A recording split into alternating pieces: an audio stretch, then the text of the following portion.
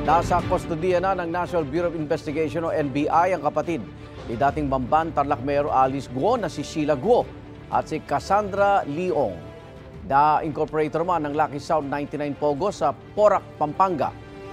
Dumating sa NAIA kahapon sina Guo at Ong matapos silang i-turnover ng Indonesian Immigration. August 20 nang harangin ng mga otoridad sa Indonesia sina Guo at Ong. Noong araw ding yon, papunta raw sana sila sa Singapore. Ayon sa Bureau of Immigration, noong nakaraang linggo pa sila nakipag-ugnayan sa Indonesia, kaya na-monitor at naharang sina Guo. Pinabalik sila sa Pilipinas dahil itinuturing silang undesirable. Mula sa NAIA, dinala sina Guo at Ong sa tanggapan ng Bureau of Immigration sa Maynila para sumailalim sa inquest proceedings. Pina-check up din ng dalawa matapos sumama ang pakiramdam ni Guo. Dumating din doon ang abogado ni Ong na si Attorney Ferdinand Topacio.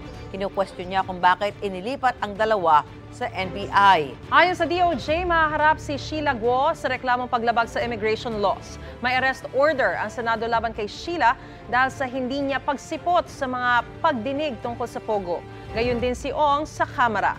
Maharap din si Ong sa reklamong obstruction of justice at paglabag sa Passport Act.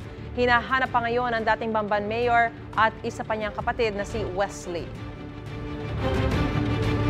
Igan, mauna ka sa mga balita. Mag-subscribe sa GMA Integrated News sa YouTube.